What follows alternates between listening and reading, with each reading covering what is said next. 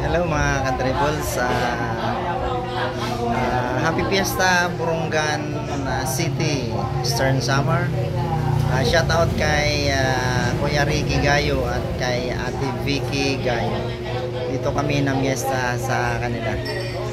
Nandito ngayon yung artistang si Aster Amuyo.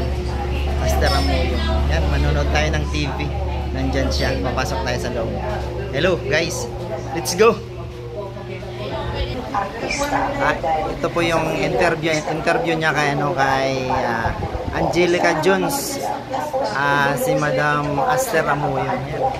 Akala ko makakantahin ako. Hindi pa ako marunong matagantay. Hindi kayo ng diction. Hindi na po. Sinabi po sa akin, Tita Cars, Angelica. Nandito siya ngayon, nakaharap ko. Parang isang mayari sa pila pa po yung mga kasabay ko. Nag-audition po talaga. Maganda, sumayaw. Ako, in-interview lang. So, hello, Madam. hanggang sa mamatay si Tita. Hello, nandito siya ngayon. Yan si Madam Aster Amuyo. Sa kanya nung nilalo po kong board member. Nasa TikTok. Siya nag-i-interview kay Angelica Jones.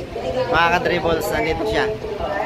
Ang binigay niya po si Isko ng Kuya Jer. Kasi proud siya.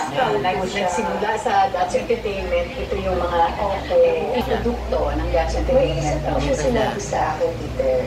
Hello, Madam. Dito, yan si Madam Aster Amuyo.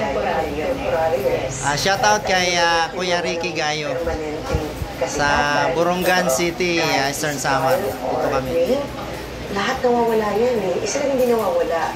Yung pagmamahal. Shout out kay Ate Vicky. Sinong nagbigay sa iyo ng screen name mong Angelica Jones? Pero na isang director po. Ang hindi po talaga, Angelica Alarba. Yes, I know that. Naat yung mother mo.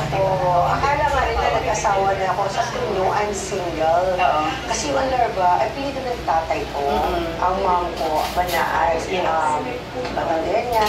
Tatay ko naman taga Laguna. Dahil mayroon pong gagawin movie, at nakita po nila bata pa lang ako, design na daw ako. Sabi nila bagay sa akin, Angelica Jones.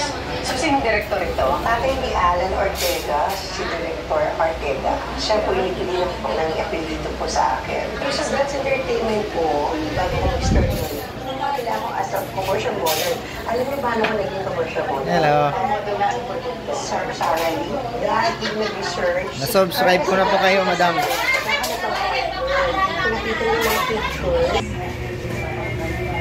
Ito mga bisita ni Kuya Ricky.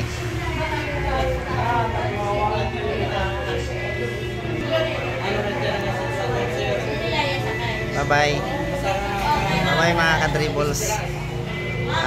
Isang karangalan nakita namin si Aster Amuyo ng TikTok. TV.